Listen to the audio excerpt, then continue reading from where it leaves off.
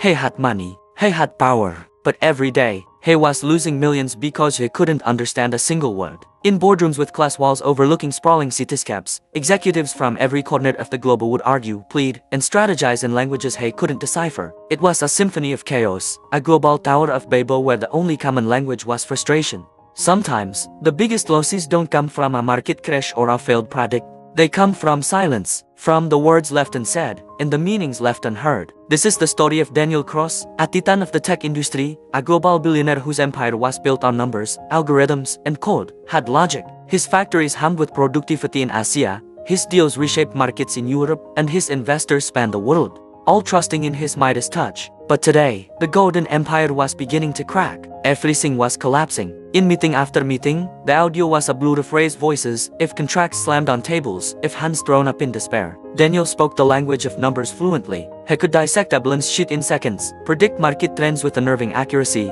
and build financial models that were works of art.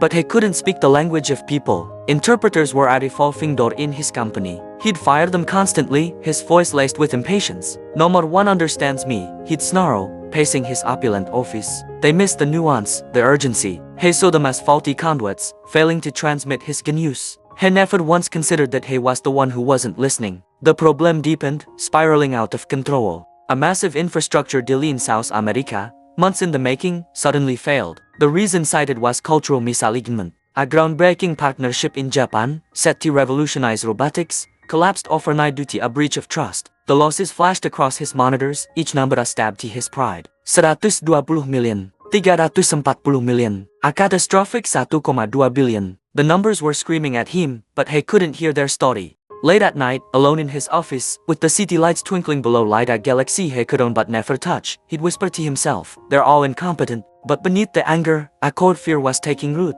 The fear that the problem wasn't them, it was him. The next morning, the head of HR stood hesitantly at his door, holding a single file. Sir, the manager said, we have another candidate. She's unconventional. She's not certified by the elite firms. She hasn't worked for presidents or diplomats. But the feedback is always the same. She understands people. Daniel didn't even look up from his screen, waving a dismissive hand. Fine, send her in. A moment later, Elena walked in. She wore simple clothes, her presence was unassuming, and her eyes were calm, carrying a depth that seemed to absorb the tension in the room. She didn't launch into a grand introduction or list her credentials. She just stood there, and she listened. The first test came almost immediately, a high-stakes international video call with a German conglomerate. The tension was palpable. The executives on the other end spoke fast, their words sharp and emotional. Daniel started to panic, feeling the familiar spiral of ideal about to implode. He was ready to shoot in, to assert his authority.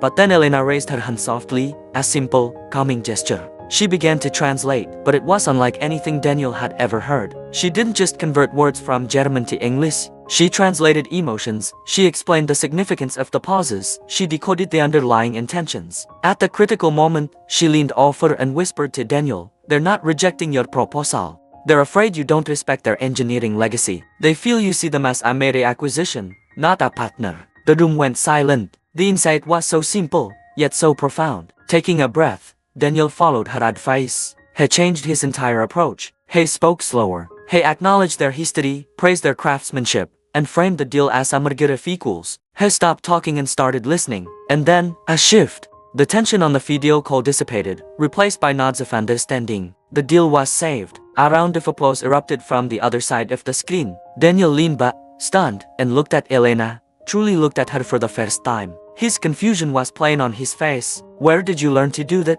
He asked, his voice barely a whisper. Elena offered a soft, gentle smile. My father was deaf, she explained. We didn't communicate with just words. We used our whole beings. If he didn't learn to understand the feelings behind his signs, the frustration in his hands, the joy in his eyes, he lost him. He learned that true communication isn't about hearing words, it's about feeling meaning. In that moment, Adam broke inside Daniel. Her words triggered a cascade of memories he had long buried. A lonely childhood in a vast, empty house. Parents who were always too busy, too preoccupied with their own ambitions. They gave him money, tutors, the best of everything, but they never gave him their time. They never gave him their attention. He realized, with a painful clarity, that he had spent his entire life building empires of steel and code, but had never learned the simple architecture of a human connection. He never learned how to truly hear. In the weeks that followed, everything changed. With Elena by his side, the company culture began to transform. Deals were not just closed, relationships were built. The bleeding stopped. Losses turned into profits. The numbers on his screen started to sing a different song, a song of collaboration and growth. At the next board meeting, Daniel made an announcement. He was promoting Elena, but not as an employee, not as an interpreter. He created a new role just for her, Chief Human Liaison. He stood before his board of directors, the most powerful people in his world, and said, Elena doesn't just translate languages, she translates humanity, and that is our most valuable asset. Months later, Daniel and Elena stood on the balcony outside the gleaming headquarters, looking out at the city. The sun was setting, painting the sky in hues of orange and gold. You know, Daniel said, his voice filled with a quiet gratitude, you saved this company, you saved billions. Elena turned to him, her calm eyes reflecting the twilight. No more, Daniel, she replied. It didn't save anything, it just helped you listen. Because the richest, most powerful skill in the entire world isn't making money or building empires. It's understanding. Thanks for watching. If this story resonated with you, don't forget to like, share, and subscribe for more content that explores the human side of success.